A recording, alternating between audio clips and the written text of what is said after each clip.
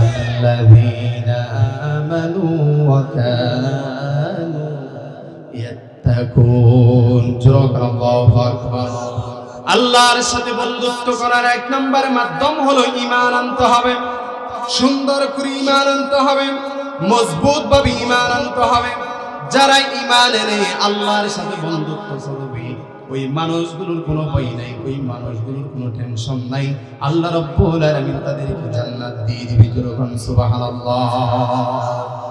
তাহলে আমার এক নাম্বার বন্ধুকে আরো জোরে বলেন কে? এক নাম্বার বন্ধু হল আল্লাহ রাব্বুল আলামিন। সে আল্লাহর সাথে বন্ধুত্ব করার মাধ্যমের কথা বলেছে তিনটি। এক নাম্বার ঈমান আনতে হবে, সেই ঈমান মজবুত ভাবে ঈমান আনতে হবে। ঈমান আনার পরে ঈমানের পথে ইস্তেকামত থাকতে হবে, অটল থাকতে হবে। ইন্নাল্লাযীনা ক্বালু রাব্বুনাল্লাহু সুম্মা ইসতাকামু। আল্লাহু আকবার। আল্লাহকে রব হিসেবে স্বীকৃতি দিতে হবে, সেই পথের উপরে অটল থাকতে হবে, ইস্তেকামত থাকতে হবে। তাহলে আপনি আল্লাহর সাথে বন্ধুত্ব করতে পারবেন। সকল সম্পদের আগে ঈমান নামক সম্পদকে প্রাধান্য দিতে হবে। সমস্ত সম্পদ ছেড়ে দিতে পারবেন, তবে ঈমান ছাড়তে পারবেন? আরো জোরে বলেন, পারবেন? পারবেন না। যেমনি ভাবে সাহাবীরা সমস্ত সম্পদ ছেড়ে দিয়েছেন, তারপরও ঈমান নামক সম্পদ তারা ছেড়ে দেয় নাই। রাসূলুল্লাহর একজন সাহাবী, তার নাম হলো আব্দুল উজ্জা। এই আব্দুল উজ্জা ছোট বয়সে বাবাকে হারিয়েছেন। মায়ের ঘরে তিনি বড় হয়েছেন। তার বাবা যখন পৃথিবীর জমিন থেকে বিদায় নিয়ে নিলেন, তার মাকে বিবাহ করলেন তার চাচা। চাচার ঘরে তিনি থাকলেন। এক কথায় তিনি রাখাল হিসাবে ছিলেন। চাচার যত গবাদি পশু ছিল সবগুলো তিনি ছড়াতেন, রাখালগিরি করতেন, দেখাশোনা করতেন। রাসূলুল্লাহ সাল্লাল্লাহু আলাইহি ওয়াসাল্লামের দ্বীনের দাওয়াত যখন তার কাছে পৌঁছে গিয়েছে, আব্দুল উজ্জা দেরি করে নাই, তিনি সাথে সাথে পড়ে নিলেন লা ইলাহা ইল্লাল্লাহ মুহাম্মাদুর রাসূলুল্লাহ সাল্লাল্লাহু। আব্দুল উজ্জা কালিমা পড়ে যখন মুসলমান হয়ে গেলেন, চাচা যখন সংবাদ পেয়ে গেলেন, চাচা প্রশ্ন করলেন, বাতিজা তুমি নাকি কালিমা পড়ে মুসলমান হয়ে গেছো? আব্দুল উজ্জা বলছেন, চাচা মুহাম্মদ সাল্লাল্লাহু আলাইহি সাল্লাম তিনি হলেন সর্বশেষ নবী, তিনি সত্য নবী। তার দ্বীনের দাওয়াত যখন আমার কাছে সবাই আসলো, আমি আর দেরি করি নাই, আমি মুসলমান হয়ে গিয়েছি। এবার চাচা বলছেন, বাতিজা বড়ই ভুল করেছো, ঈমান ছেড়ে দাও। যদি ঈমান না ছাড়ো তাহলে তোমার যত সম্পদ আছে আমি দিয়েছি, সমস্ত সম্পদগুলো আমি তোমার কাছ থেকে জোরপূর্বক ভাবে কেড়ে নিয়ে নিব। বাতিজা বলছেন, চাচা গো, জোর করে নিতে হবে না, আমি আপনাকে এমনিতেই দিয়ে দিলাম। আব্দুল উজ্জার কাছ থেকে সম্পদ কেড়ে নেওয়া হলো। তার শরীরের মধ্যে যে কাপড় ছিল, চাচা বলছেন, বাতিজারে তোমার শরীরে যে কাপড় আছে এগুলো আমার টাকা দিয়ে ক্রয় করা, সুতরাং শরীরের কাপড়গুলো খুলে দিয়ে দাও। আব্দুল উজ্জা বলছেন, চাচা গো, আমি আপনাকে বাবার মতো সম্মান করেছি, সমস্ত সম্পদ কেড়ে নিয়েছ, কোনো কষ্ট নাই, মনের ভিতরে এক বিন্দু পরিমাণ কোনো কষ্ট নাই, আপনার উপরে এক বিন্দু পরিমাণ রাগ নাই। তবে চাচা শুনে রাখে, আমার শরীর থেকে কাপড়গুলো খুলে নিয়েন না।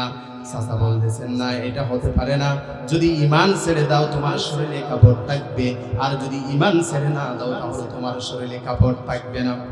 আব্দুল উজ্জার কাছ থেকে তার শরীর থেকে কাপড়গুলো খুলে নেওয়া হলো। উলঙ্গ অবস্থায় দৌড়ায়া তার মায়ের কাছে গিয়ে বলছেন, মা শুনে রাখো, ঈমানটা গ্রহণ করার কারণে আমার চাচা সমস্ত সম্পদ কেড়ে নিলেন, পাশাপাশি আমার শরীরের পোশাক পর্যন্ত কেড়ে নিলেন। মা গো, ঘরের ভিতরে যদি কোনো অবশিষ্ট কাপড় থাকে আমাকে একটি কাপড় দেন, ওই কাপড় দিয়ে আমি বিছাইয়া এখানে আর থাকবো না, আমি রাসূলুল্লাহর দরবারে চলে যাবো। জোরগান সুবহানাল্লাহ। আমার বন্ধুগণ, দিলের কান লাগিয়ে ভালো করে শুনে রাখেন, আব্দুল উজ্জাকে তার মা একটি কাপড় দিলেন, ওই কাপড়টাকে তিনি দুই টুকরো করলেন, এক টুকরো দিয়ে তার লজ্জাস্থান রাখলেন, আর এক টুকরো তার পিঠের উপরে দিলেন। দুই টুকরো কাপড় নিয়ে দৌড়ায়া আমার নবীজির দরবারে চলে গিয়েছেন। জোরগান সুবহানাল্লাহ। ফজরের সময় আল্লাহর হাবিবের সাথে সাক্ষাৎ হয়। সমস্ত কথাগুলো যখন পুরো বলল, আল্লাহর হাবিব তিনি আর চোখের পানি ধরে রাখতে পারে নাই, তার চোখ দিয়ে পানি চলে আসলো। আল্লাহর হাবিব বলছেন, আব্দুল উজ্জা, এটা তোমার নাম হতে পারে না, আমি তোমার নামটি চেঞ্জ করে দিলাম, তোমার নাম হলো আব্দুল্লাহ, উপাধি দিয়ে দিলাম জুলবাজাদাইন। জুলবাজাদাইন অর্থ হলো দুই টুকরা কম্বলওয়ালা লোক।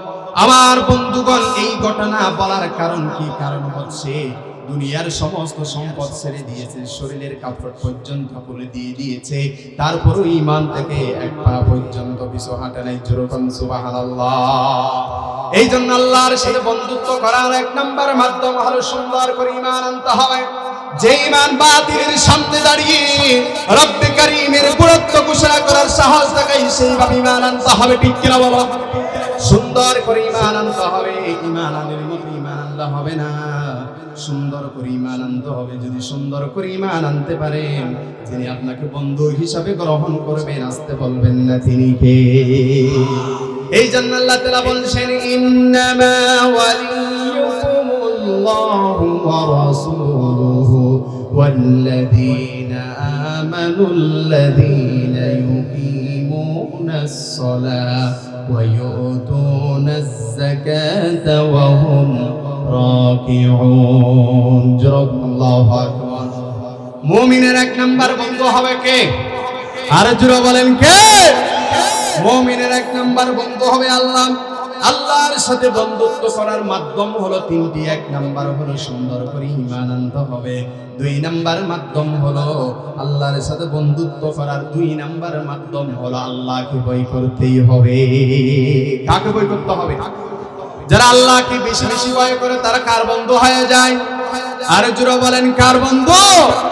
যার ভিতরে আল্লাহর ভয় আছে, সে আল্লাহকে ভয় করে ইবাদত বন্দেগী করবে, ভালো ভালো ইবাদতগুলো করবে, তাহাজ্জুদের নামাজ পড়বে, আল্লাহ রাব্বুল আলামিন তাকে বন্ধু হিসেবে কবুল করে নেবেন। জোরে বলেন সুবহানাল্লাহ।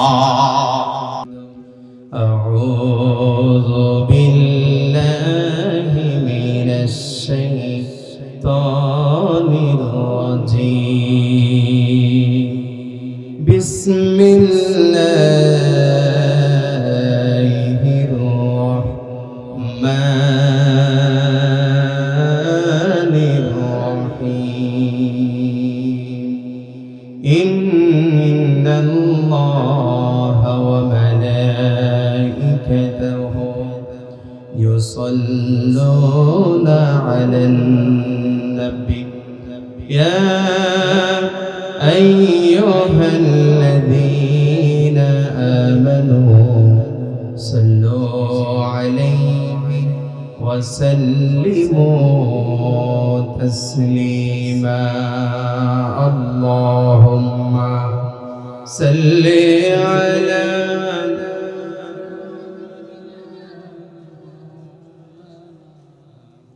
ওয়া আলা আলি সাইয়্যিদিনা।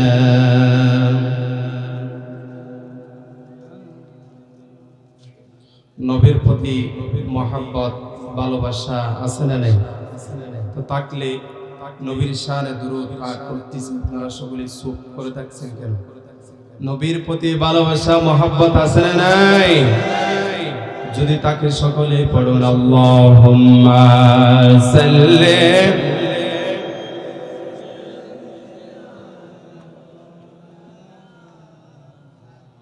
ওয়া আলা আলি সাইয়্যিদিনা।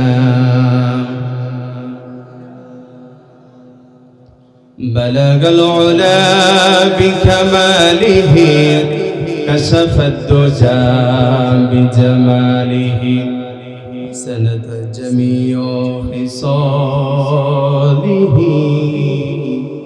সাল্লু আলাইহি ওয়া আলিহি লা ইলাহা ইল্লাল্লাহ। বলো না জোরে লা ইলাহা ইল্লাল্লাহ। লা ইলাহা ইল্লাল্লাহ মুহাম্মাদুর রাসূলুল্লাহ। সাল্লাল্লাহু আলাইহি ওয়াসাল্লাম চকরিয়া উপজেলার অন্তর্গত দোলহাজারা ইউনিয়নের পাগড়ির বিল বিলিজারপাড়া সমাজ কল্যাণ পরিষদের উদ্যোগে আয়োজিত নবমতম সিরাতুন নবী সাল্লাল্লাহু আলাইহি ওয়াসাল্লাম মাহফিলের সম্মানিত সভাপতি এবং সম্মানিত প্রধান অতিথি আমার আগেই কথা বলেছেন হযরত মাওলানা জিয়াউল করিম নিজামী সাহেব বারাকাল্লাহু ফি হায়াতি। খুব সুন্দর কথা বলেন, আল্লাহ তাআলা বাইক ইসলামের জন্য কবুল করুক, সকলে পড়ুন আমিন। মঞ্চে উপস্থিত আছেন হযরত উলামায়ে কেরাম, মুরব্বিয়ানে কেরাম, আমার সামনে বসা ইসলামের নর সরদল প্রাণপ্রিয় সম্মানিত তাওহীদি জনতা, পর্দার আড়ালে অবস্থানরত শ্রদ্ধেয় সম্মানিত মা ও বোনেরা, আলোচনার সূচনায় আবারও সালাম দিচ্ছি, আসসালামু আলাইকুম ওয়া রাহমাতুল্লাহি ওয়া বারাকাতুহু। সম্মানিত বিলিজারপাড়াবাসী, আপনারা সকলে কেমন আছেন? আমাদেরকে কে ভালো রেখেছেন সেই রব্বুল আলামিনের দরবারে শুকরিয়া আদায় করছি। আমরা সকলে পড়ছি আলহামদুলিল্লাহ, দরুদ আর সালাম পেশ করছি নবিয়ুনা ওয়া সাইয়্যিদুনা কুদওয়াতুনা মুহাম্মদ সাল্লাল্লাহু আলাইহি ওয়াসাল্লামের প্রতি, যাকে আল্লাহ তাআলা রাহমাতাল লিল আলামিন হিসাবে আদরার বুকে প্রেরণ করেছেন। আমরা সকলে বলছি আল্লাহুম্মা সাল্লি আলাইহি আল্লাহুম্মা বারিক আলাইহি। সম্মানিত উপস্থিতি, আমরা এখানে বসেছি কি শোনার জন্য বলুন তো? কোরআন থেকে কিছু কথা শোনার জন্য। সবাই বলেন, কি শোনার জন্য বসেছি? কোরআন থেকে কিছু কথা শোনার জন্য। কোরআন থেকে কথা শুনলে লাভ আছে না নাই? সওয়াব আছে না নাই?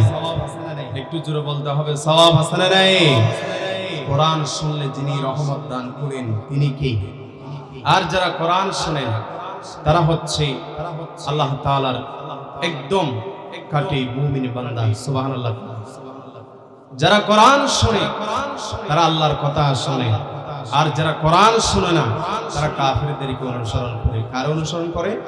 কাফেরদেরকে অনুসরণ করে। আল্লাহ তাআলা বলছেন, ওয়া ক্বালাল্লাযীনা কাফারু লা তাসমাউ লিহাযাল কুরআনি ওয়ালগাউ ফীহি লাআল্লাকুম তাগলিবুন। আল্লাহ তাআলা বলছেন, কাফেররা বলতো তোমরা কোরআন শোনো। তাহলে যারা ঘরের মধ্যে বসে থাকলো, দোকানে বসে থাকলো, অযথাই গল্প গুজব করতেছে, তারা কার কথা অনুসরণ করতেছে? কাফেরের কথা। কার কথা? আর যারা মুমিন হবে তারা শুনবে কার কথা? আর যারা বলেন কার কথা? ওয়া ইযা তুলিয়াত আলাইহিম আয়াতুহু যাদাতহুম ঈমানান ওয়া আলা রাব্বিহিম ইয়াতাওয়াক্কালুন। আল্লাহ তাআলা বলছেন, যখন কোরআন আল কারীম তেলাওয়াত করে বা কোরআনের কথা শুনে আমি আল্লাহ তাআলা তাদের ঈমানটাকে বাড়িয়ে দিই। সুবহানাল্লাহ বলবেন না? তাহলে কোরআন শুনতে আসলে মানুষের ঈমান মজবুত হয়। কোরআন শুনলে আল্লাহ তাআলার রহমত পাওয়া যায়। সুবহানাল্লাহ বলবেন না? আবার আল্লাহ বলছেন, ওয়া ইযা কুরিয়াল কুরআনু ফাসতামিউ লাহু ওয়া আনসিতু লাআল্লাকুম তুরহামুন। আল্লাহ তাআলা বলছেন, যখন আমার কোরআন আল কারীম থেকে কথা হবে, তেলাওয়াত করা হবে, কোন মানুষ যদি শুনে মনোযোগ দিয়ে চুপ থেকে যদি শুনতে পারে, আমি আল্লাহ তাআলা তাদেরকে রহমত দান করব। সুবহানাল্লাহ বলবেন না? আর এই কোরআন শুনলে কি সওয়াব? আল্লাহ রাব্বুল আলামিন তোমার আমলনামায় 100 রাকাত নফল সালাত আদায় করলে যে সওয়াব, এর থেকে বেশি সওয়াব আল্লাহ রাব্বুল আলামিন তোমার আমলনামায় দান করবে। শুধু তাই নয়, যদি একটি আয়াতের জ্ঞানের অনুসার যদি শিখতে পারেন, যদি একটি আয়াত থেকে যদি একটি মাসাইল শিখতে পারেন, আল্লাহর হাবিব তার সাহাবীকে ডাক দেয়া বলছেন, ও আমার সাহাবী শুনে রাখো, একটি মাসাইল শিখার কারণে আল্লাহ রাব্বুল আলামিন 1000 রাকাত নফল সালাত আদায় করলে যে সওয়াব, এর থেকে বেশি সওয়াব আল্লাহ রাব্বুল আলামিন তোমার আমলনামায় দিয়ে দিবে। তাহলে কোরআন শুনবো না, ঘরে বসে থাকবো? কথা বলে না কেন? কি শুনবো? কোরআন শুনবো। আর যারা ঘরে বসে থাকবে, গল্প গুজব করবে, দোকানে পাটে বসে থাকবে, তাদের উপরে আল্লাহ লানত করবে। কার লানত? আরো জোরে বলেন, কার লানত? এই জন্য আমরা আজকে গুরুত্বপূর্ণ একটি সময়ে আমরা কোরআন আল কারীমের 5 নম্বর সূরা সূরাত আল মাইদার 55 নম্বর আয়াত থেকে আমরা আজকে কিছু কথা শুনবো ইনশাআল্লাহ। আলোচনা শোনার আগে, শুরু করার আগে আমরা 3টা তাকবীর দিই। আমাদেরকে কে বানিয়েছেন? আরো জোরে বলেন, কে? আমাদেরকে আল্লাহ তাআলা বানিয়েছেন। সুতরাং যে আল্লাহ আমাদেরকে সুন্দর করে বানিয়েছেন, আজকেই পবিত্র জায়গার মধ্যে বসে কোরআন শোনার জন্য যিনি আমাদেরকে তৌফিক দান করেছেন, তার বড়ত্ব ঘোষণা দেওয়ার দরকার আছে না নাই? আরো জোরে বলেন, আছে না নাই? এই জন্য আলোচনা শুরু করার আগে আমরা 3টা তাকবীর দিব।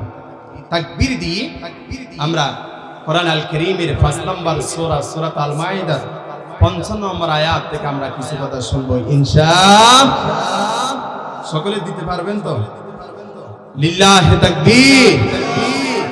আর একটু উচ্চ কণ্ঠে দিতে হবে, কারণ মুসলমানদের আওয়াজ নিচু হয়ে যাওয়ার কারণে স্বাধীন বাংলাদেশের মধ্যে রাখাল শাহ নামক একজন নাস্তিক রাসূলুল্লাহকে নিয়ে কটূক্তি করার সাহস দেখায়। ঠিক না বলুন?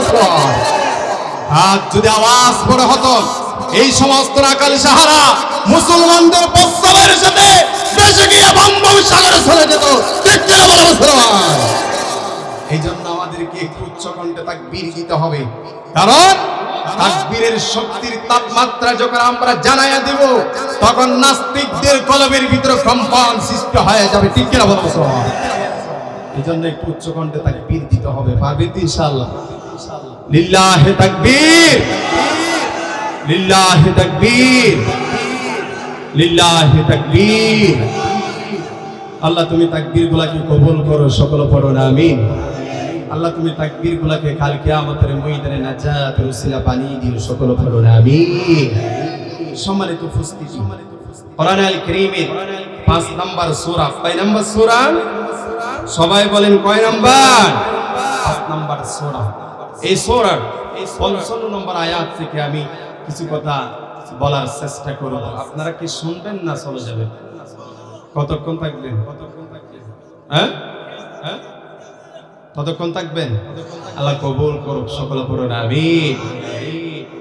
আমার বন্ধুগণ, আল্লাহ রাব্বুল আলামিন তিনি ঈমানদারদেরকে বন্ধু নির্বাচন করে দিচ্ছেন, কাদের সাথে বন্ধুত্ব করবে, কার সাথে থাকবে। আল্লাহ রাব্বুল আলামিন সেটা তিনি নিজে জানিয়ে দিচ্ছেন।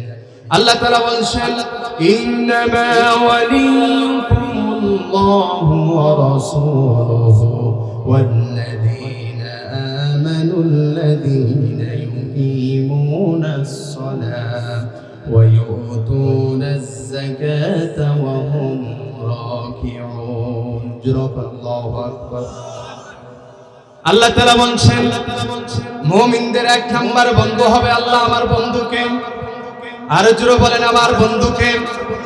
মুমিনদের 1 নাম্বার বন্ধু হবে আল্লাহ, কারণ মানুষের যখন বিপদের সম্মুখীন হয়ে যায়, দুনিয়ার কোনো মানুষ উদ্ধার করার ক্ষমতা থাকে না। সেই সময়ের মধ্যে ক্ষমতা আছে একজনের, তিনি কে? এই জন্য মুমিনদের বন্ধু হবে একমাত্র আল্লাহ। সে আল্লাহর সাথে বন্ধুত্ব করবেন কি দিয়ে? আল্লাহর সাথে বন্ধুত্ব করার মাধ্যম হলো 3টি। কয়টি? আর জোরে বলেন, কয়টি? আল্লাযীনা আমানু ওয়া কানু ইয়াত্তাকুন। আল্লাহু আকবার।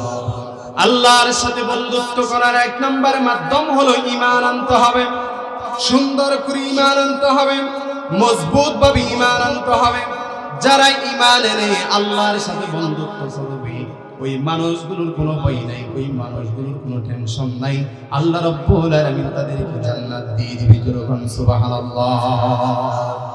তাহলে আমার 1 নাম্বার বন্ধুকে আর জোরে বলেন, কে? 1 নাম্বার বন্ধু হল আল্লাহ রাব্বুল আলামিন। সে আল্লাহর সাথে বন্ধুত্ব করার মাধ্যমের কথা বলেছে 3টি। এক নাম্বার ঈমান আনতে হবে, সেই ঈমান মজবুত ভাবে ঈমান আনতে হবে। ঈমান আনার পরে ঈমানের পথে ইস্তেকামত থাকতে হবে, অটল থাকতে হবে। ইন্নাল্লাযীনা ক্বালু রাব্বুনাল্লাহু সুম্মা ইসতাকামু। আল্লাহু আকবার। আল্লাহকে রব হিসাবে স্বীকৃতি দিতে হবে, সেই পথের উপরে অটল থাকতে হবে, ইস্তেকামত থাকতে হবে। তাহলে আপনি আল্লাহর সাথে বন্ধুত্ব করতে পারবেন। সকল সম্পদের আগে ঈমান নামক সম্পদকে প্রাধান্য দিতে হবে। সমস্ত সম্পদ ছেড়ে দিতে পারবেন, তবে ঈমান ছাড়তে পারবেন? আরো জোরে বলেন, পারবেন?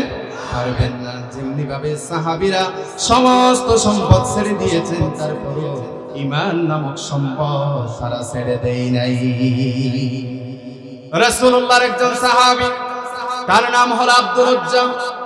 এই আব্দুল উজ্জা ছোট বয়সে বাবাকে হারিয়েছেন, মায়ের ঘরে তিনি বড় হয়েছেন।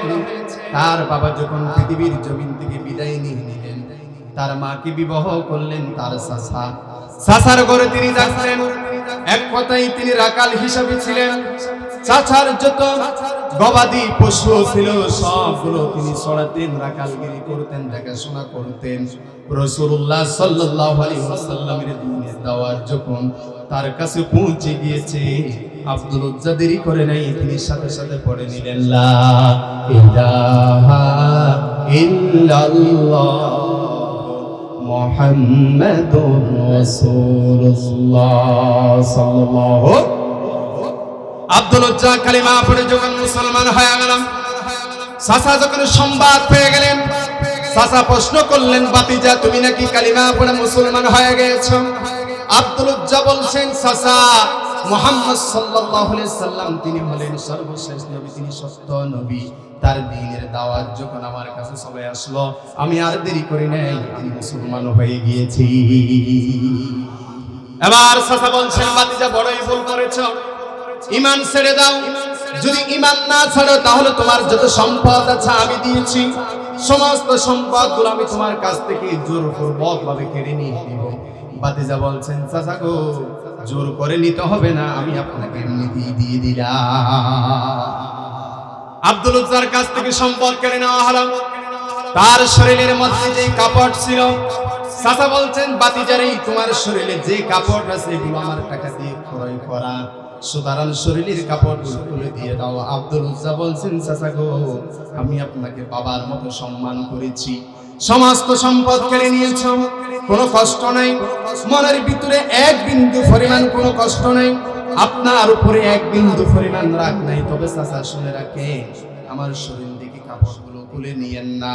চাচা বলতেছেন, না এটা হতে পারে না, যদি ঈমান ছেড়ে দাও তোমার শরীরে কাপড় থাকবে, আর যদি ঈমান ছেড়ে না দাও তাহলে তোমার শরীরে কাপড় থাকবে না। আব্দুল উজ্জার কাছ থেকে তার শরীর থেকে কাপড়গুলো খুলে নেওয়া হলো। উলঙ্গ অবস্থায় দৌড়ায়া তার মায়ের কাছে গিয়ে বলছেন, মা শুনে রাখো, ঈমানটা গ্রহণ করার কারণে আমার চাচা সমস্ত সম্পদ কেড়ে নিলেন, পাশাপাশি আমার শরীরের পোশাক পর্যন্ত কেড়ে নিলেন।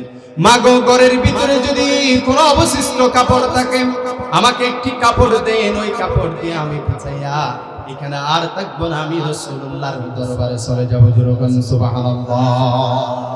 আমার বন্ধুগণ, দিলের কান লাগিয়ে ভালো করে শুনে রাখেন, আব্দুল উজ্জাকে তার মা একটি কাপড় দিলেন, ওই কাপড়টাকে তিনি দুই টুকরো করলেন, এক টুকরো দিয়ে তার লজ্জাস্থান ঢাকলেন, আর এক টুকরো তার পিঠের উপর দিলেন। দুই টুকরো কাপড় নিয়ে দৌড়ায়া আমার নবীজির দরবারে চলে গিয়েছেন। জোরগান সুবহানাল্লাহ। ফজরের সময় আল্লাহর হাবিবের সাথে সাক্ষাৎ হয়ে গেল। সমস্ত কথাগুলো যখন পুরো বললাম, আল্লাহর হাবিব তিনি আর চোখের পানি ধরে রাখতে পারে নাই, তার চোখ দিয়ে পানি চলে আসলো। আল্লাহর হাবিব বলছেন, আব্দুল উজ্জা, এটা তোমার নাম হতে পারে না, আমি তোমার নামটি চেঞ্জ করে দিলাম, তোমার নাম হলো আব্দুল্লাহ, উপাধি দিয়ে দিলাম জুলবাজাদাইন। জুলবাজাদাইন অর্থ হলো দুই টুকরা কম্বলওয়ালা লোক। আমার বন্ধুগণ, এই ঘটনা বলার কারণ কি? কারণ হচ্ছে দুনিয়ার সমস্ত সম্পদ ছেড়ে দিয়েছে, শরীরের কাপড় পর্যন্ত খুলে দিয়ে দিয়েছে, তারপরও ঈমান থেকে এক পা পর্যন্ত পিছু হাঁটে নাই। জোরগান সুবহানাল্লাহ। এই জন্য আল্লাহর সাথে বন্ধুত্ব করার এক নাম্বার মাধ্যম হলো সুন্দর করে ঈমান আনতে হবে। যে ঈমান বাতিলের সামনে দাঁড়িয়ে রব্বে কারীমের পুরত্ব ঘোষণা করার সাহস দেখাই সেইভাবে ঈমান আনতে হবে, ঠিক কিনা বলো? সুন্দর করে ঈমান আনতে হবে, ঈমান আনার মতো ঈমান আনলে হবে না, সুন্দর করে ঈমান আনতে হবে। যদি সুন্দর করে ঈমান আনতে পারেন, যিনি আপনাকে বন্ধু হিসাবে গ্রহণ করবেন, আসতে বলবেন না তিনি কে। এই জন্য আল্লাহ তাআলা বলছেন, ইন্নামা ওয়ালিয়ুকুমুল্লাহু ওয়া রাসূলুহু ওয়াল্লাযীনা আমানুল্লাযীনা ইউকিমুনাস সালাতা ওয়া ইউতুনাজ যাকাতা ওয়া হুম রাকিউন। আল্লাহু আকবার। মুমিনের এক নাম্বার বন্ধু হবে কে? আর জোরে বলেন কে? মুমিনের এক নাম্বার বন্ধু হবে আল্লাহ। আল্লাহর সাথে বন্ধুত্ব করার মাধ্যম হলো তিনটি। এক নাম্বার হলো সুন্দর করে ঈমান আনতে হবে। দুই নাম্বার মাধ্যম হলো আল্লাহর সাথে বন্ধুত্ব করার দুই নাম্বার মাধ্যম হলো আল্লাহকে ভয় করতেই হবে। কাকে ভয় করতে হবে? যারা আল্লাহকে বেশি বেশি ভয় করে তারা কার বন্ধু হয়ে যায়? আর জোরে বলেন কার বন্ধু? যার ভিতরে আল্লাহর ভয় আছে, সে আল্লাহকে ভয় করে ইবাদত বন্দেগী করবে, ভালো ভালো ইবাদতগুলো করবে, তাহাজ্জুদের নামাজ পড়বে, আল্লাহ রাব্বুল আলামিন তাকে বন্ধু হিসেবে কবুল করে নেবেন। জোরে বলেন সুবহানাল্লাহ। আমাদের ভিতরে আছে কার ভয়? আর জোরে বলেন কার ভয়? যেই মানুষের ভিতরে আল্লাহর ভয় আছে, সেই কোনোদিন সুদ খাবে না, সেই কোনোদিন মানুষের উপরে জুলুম করবে না। আর যার ভিতরে আল্লাহর ভয় নাই, সে চুরি করবে, ডাকাতি করবে, মানুষের সম্পদ কেড়ে নিবে। এরকম বদমাইশ আছে না নাই? আর জোরে বলেন আছে না নাই? এই জন্য আল্লাহর সাথে বন্ধুত্ব করার দুই নাম্বার মাধ্যম হলো আল্লাযীনা আমানু ওয়া কানু ইয়াত্তাকুন। এক নাম্বার ঈমান আনতে হবে, দুই নাম্বার আল্লাহকে ভয় করতে হবে, তিন নাম্বার আল্লাহর সাথে বন্ধুত্ব করার মাধ্যম হলো তওবা করতে হবে। কি করতে হবে? আর জোরে বলেন কি করতে হবে? গুনাহ যদি বেশি হয়ে যায়, ক্ষমা চাইবো কার কাছে? এই জন্য আল্লাহ হাদিসে কুদসির মধ্যে বলেন, এনানাস সামাই বিকুরাবিল আরদি খাতায়া। ও বান্দা, কাজ পরিমাণ যদি গুনাহ হয়, জমিন পরিমাণ যদি গুনাহ হয়, টেনশন করো না, হতাশ হয়ে যেও না। আমি আল্লাহর কাছে তওবা করো, আমি আল্লাহ তোমার জিন্দেগীর গুনাহগুলো maaf করে দিব। যেরকম সুবহানাল্লাহ। আল্লাহ কোরআন আল কারীমের মধ্যে ডাক দেয়া বলছেন, লা তাকুনতু মির রাহমাতিল্লাহ। আল্লাহ বলছেন, বান্দারে আমার রহমত থেকে নিরাশ হয়ে যেও না। গুনাহ যদি বেশি হয়ে যায়, আমার কাছে তওবা করো, আমি আল্লাহ তোমার গুনাহগুলো maaf করে দিব। আমি আল্লাহ রাব্বুল আলামিন তোমাকে আমার বন্ধু হিসেবে কবুল করে নিব। যেরকম সুবহানাল্লাহ। আল্লাহ রাব্বুল আলামিন সেই কথাটি কোরআন আল কারীমের 2 নম্বর সূরা সূরাতুল আল বাকারার 222 নম্বর আয়াতের মধ্যে বলছেন, ইন্নাল্লাহা ইউহিব্বুত তাওয়াবিনা ওয়া ইউহিব্বুল মুতাতাহহিরিন। যেরকম আল্লাহু আকবার। আল্লাহ রাব্বুল আলামিন তিনি যারা তওবা করেন তাদেরকে ভালোবাসেন। তাহলে যারা তওবা করবে, আল্লাহ পাক রব্বুল আলামিন তাদেরকে বন্ধু হিসেবে কবুল করবেন। তাহলে মুমিনদের এক নাম্বার বন্ধু হবেন কে? আর জোরে বলেন কে? সে আল্লাহর সাথে বন্ধুত্ব করার মাধ্যম বলছি তিনটি। কয়টি? তিনটি। এক নাম্বার ঈমান আনবেন, দুই নাম্বার আল্লাহকে ভয় করবেন, তিন নাম্বার যদি গুনাহ হয়ে যায় তওবা করবেন। এই তিনটি মাধ্যম নিয়ে বন্ধুত্ব করবেন আল্লাহর সাথে। কার সাথে? যদি আল্লাহর সাথে বন্ধুত্ব করতে পারেন, আল্লাহ রাব্বুল আলামিন কোরআন আল কারীমের 10 নম্বর সূরাতু ইউনূসের 62 নম্বর আয়াত থেকে আল্লাহ রাব্বুল আলামিন বলছেন, আলা ইন্না আউলিয়া আল্লাহি লা খাউফুন আলাইহিম ওয়া লা হুম ইয়াহজানুন আল্লাযীনা আমানু ওয়া কানু يتقون لهم البشرى في الحياة الدنيا وفي الآخرة لا تبديل لكلمات الله ذلك هو الفوز العظيم. جزاك الله أكبر. আল্লাহ বলছেন, যারা আমার বন্ধু হয়ে যাবেন, লা খাউফুন আলাইহিম ওয়া লা হুম ইয়াহজানুন, তাদের কোনো ভয় নাই, তাদের কোনো চিন্তা নাই। তাহলে যারা আল্লাহর বন্ধু হয়ে যায় তাদের কোনো ভয় নাই, তাদের কোনো চিন্তা নাই। ঘোষণা দিয়েছেন কে? আরো জোরে বলেন কে? এই জন্য এক নাম্বার আমাদের বন্ধু হবেন কে? আরো জোরে বলেন কে? অবিয়া পৃথিবীর জমিন থেকে যখন বিদায় নিয়ে নেবেন, কবরের মধ্যে আপনার বাবা থাকবে না, মা থাকবে না, সন্তান থাকবে না, দাদা থাকবে না, দাদি থাকবে না, নানা থাকবে না, নানি থাকবে না, বন্ধু বান্ধব কেউ থাকবে না। সেই দিন থাকবে কে? আরো জোরে বলেন, সেই দিন থাকবে কে? এই জন্য আল্লাহ বলছেন, যদি আমার সাথে বন্ধুত্ব করতে পারো তাহলে তোমাদের কোনো ভয় নাই, তাহলে তোমাদের কোনো চিন্তা নাই। আমি আল্লাহ তোমাদেরকে জান্নাত দিয়ে দিব। যখন আল্লাহু আকবার। আল্লাহ পাক রব্বুল আলামিন বলছেন, লাহুমুল বুশরা ফিল হায়াতি দুনিয়া ওয়া ফিল আখিরাহ। আল্লাহ তাআলা বলছেন, যারা আমার বন্ধু হয়ে যাবে তাদেরকে দুনিয়ার মধ্যে সুসংবাদ দিয়ে দিলাম, আখিরাতের মধ্যে সুসংবাদ দিয়ে দিলাম। যেরকম সুবহানাল্লাহ। দুনিয়ার সুসংবাদ কি? দুনিয়ার সুসংবাদ হলো মানুষরা তাদেরকে সম্মান করবে। কি করবে? তাদেরকে সম্মান করবে। শাহজালাল রাহমাতুল্লাহি আলাইহি পৃথিবীর জমিন থেকে বিদায় নিলেন, কিন্তু মানুষরা তাদেরকে সম্মান করে। শাহপরান বিদায় নিলেন, মানুষরা তাকে সম্মান করে। আল্লামা দেলওয়ার হোসেন সাইদি বিদায় নিয়ে নিলেন, মানুষরা এখনো তাদেরকে সম্মান করে। ঠিক কি না বলেন? তাহলে যারা আল্লাহর বন্ধু হয়ে যাবে তাদেরকে আল্লাহ তাআলা দুনিয়ার মধ্যে সুসংবাদ দিচ্ছেন, যদি আমার বন্ধু হতে পারো তাহলে তোমাদের কোনো ভয় নেই, তোমাদের কোনো চিন্তা নাই। আমি আল্লাহ রাব্বুল আলামিন তোমাদের সম্মানটাকে বৃদ্ধি করে দিব। যেরকম সুবহানাল্লাহ। আখিরাতের সুসংবাদ বলতে আল্লাহ রাব্বুল আলামিন তাদেরকে জান্নাত দিয়ে দিবেন। জান্নাতের মধ্যে তারা নাজ নিয়ামত ভোগ করবে। তাদের কোনো আখিরাতের মধ্যে ভয় করা লাগবে না, চিন্তা করা লাগবে না। যারা আল্লাহর বন্ধু হয়ে যায় আল্লাহ রাব্বুল আলামিন তাদেরকে তার জান্নাত দিয়ে ধন্য করে। যেরকম সুবহানাল্লাহ। তাহলে আমাদের এক নাম্বার বন্ধুকে, আরো জোরে বলেন, এক নাম্বার বন্ধুকে। এক নাম্বার আমাদের বন্ধু হলো আল্লাহ, দুই নাম্বার বন্ধু হলো মুহাম্মদ সাল্লাল্লাহু, আরো জোরে বলেন সাল্লাল্লাহু আলাইহি ওয়াসাল্লাম। রাসূলুল্লাহর সাথে বন্ধুত্ব করতে হবে। রাসূলের সাথে বন্ধুত্ব করবেন কি নিয়ে? এক নাম্বার রাসূলের সাথে বন্ধুত্ব করবেন তাকে অনুসরণ করে। যেরকম সুবহানাল্লাহ। আমরা অনুসরণ করব মুহাম্মদ সাল্লাল্লাহু।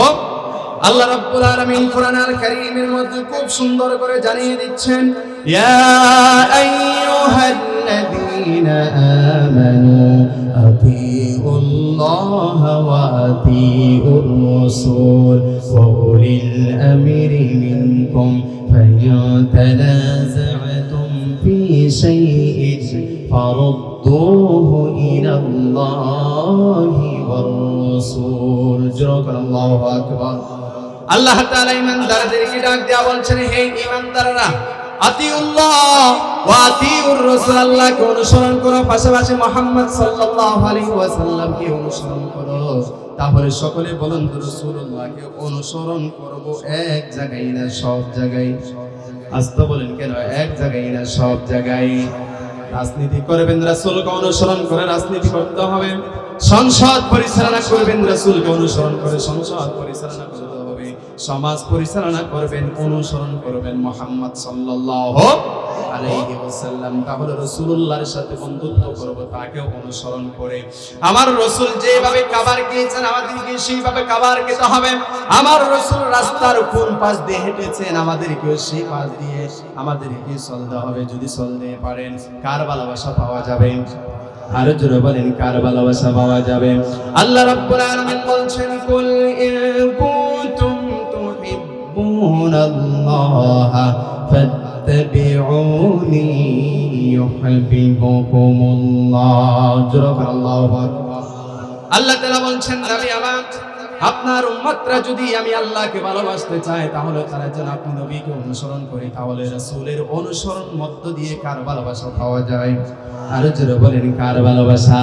তাহলে মুমিনের এক নাম্বার বন্ধু হবেন আল্লাহ, দুই নাম্বার বন্ধু হবে নবী মুহাম্মদ সাল্লাল্লাহু আলাইহি ওয়াসাল্লাম। তার সাথে বন্ধুত্ব করার এক নাম্বার মাধ্যম হলো তাকে অনুসরণ করতে হবে, অনুকরণ করতেই হবে। তিনি যা বলছেন তাই করতে হবে, তাহলে আপনি তার সাথে বন্ধুত্ব করতে পারবেন।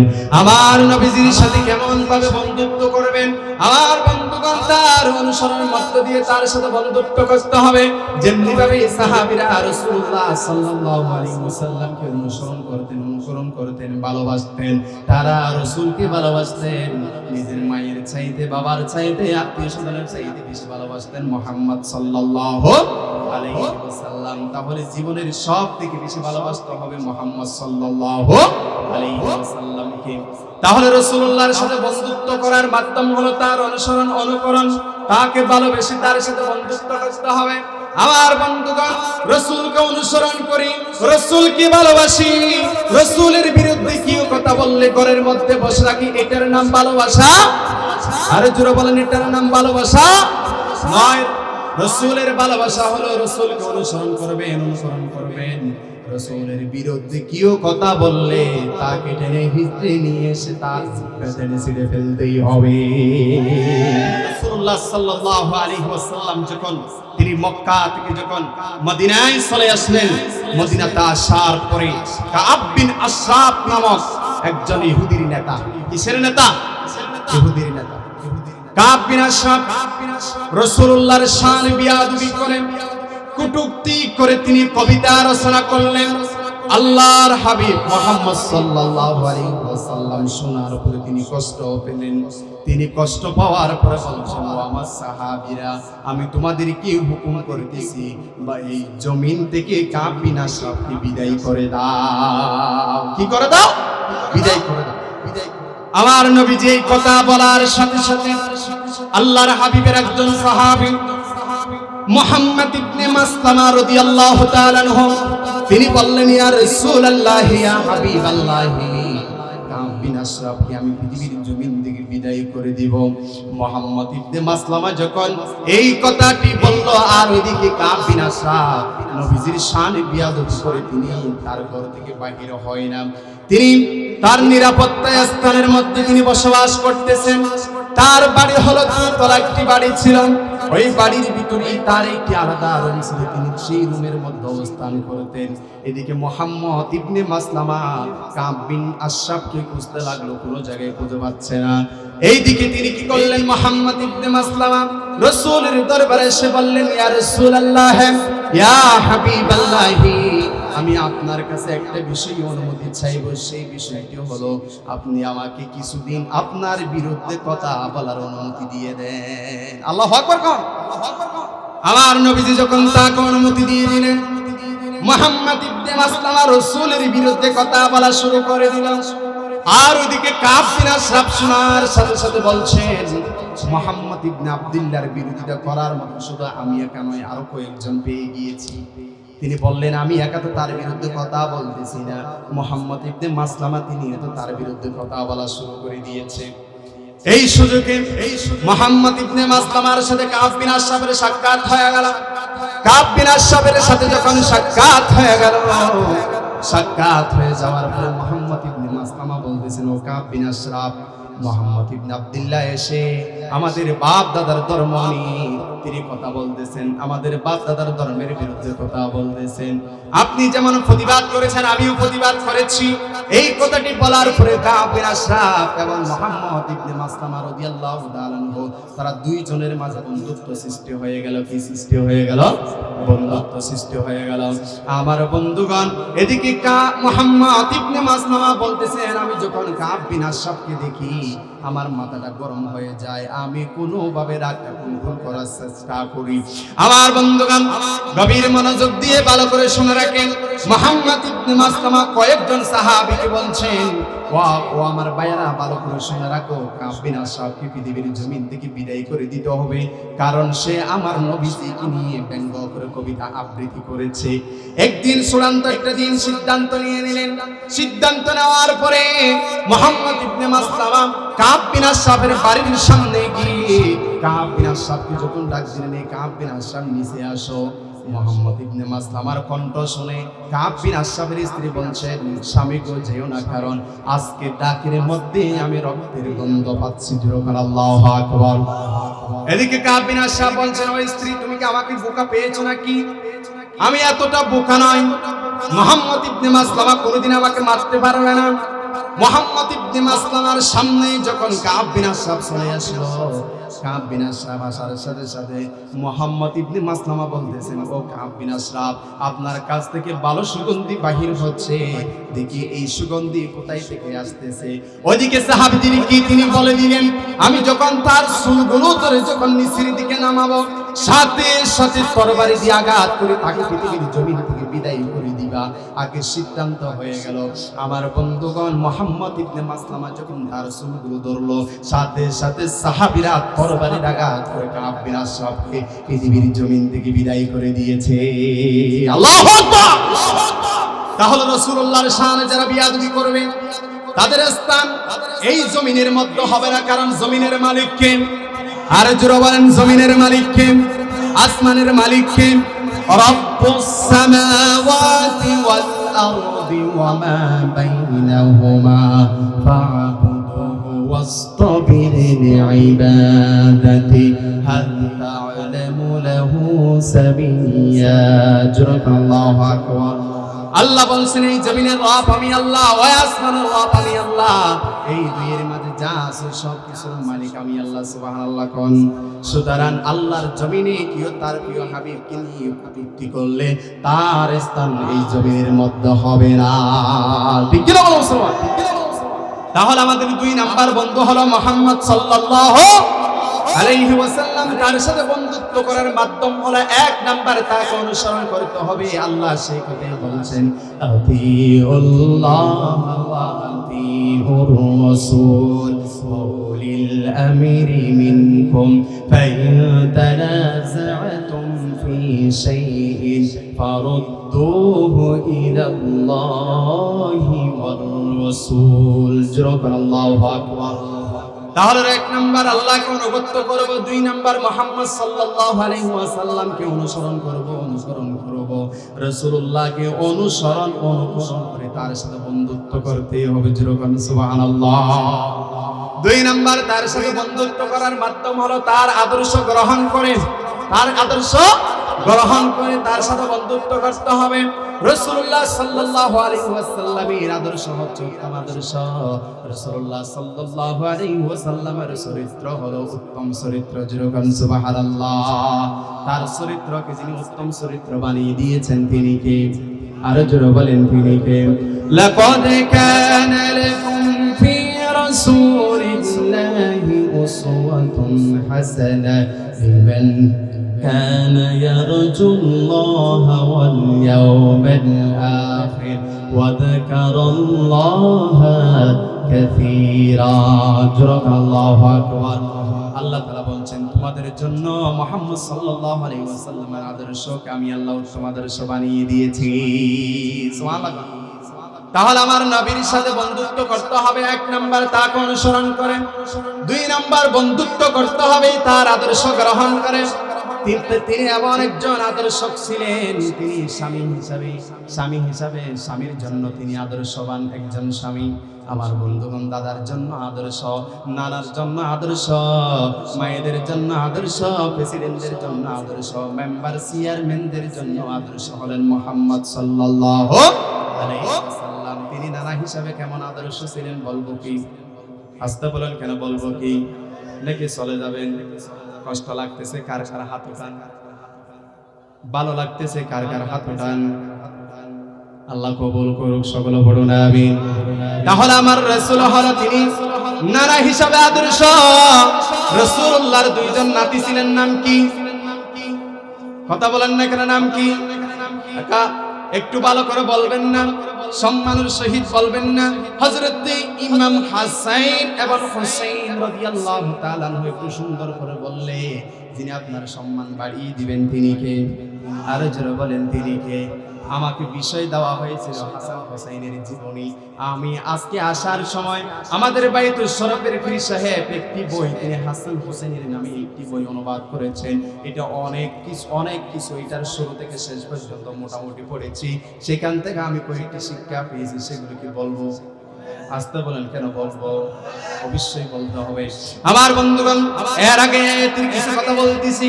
রাসূলুল্লাহ সাল্লাল্লাহু আলাইহি ওয়াসাল্লাম স্বামীর জন্য আদর্শ, রাসূলুল্লাহ সাল্লাল্লাহু আলাইহি ওয়াসাল্লাম প্রেসিডেন্টের জন্য আদর্শ, রাসূলুল্লাহ সাল্লাল্লাহু আলাইহি ওয়াসাল্লাম দাদার জন্য আদর্শ, নানার জন্য আদর্শ।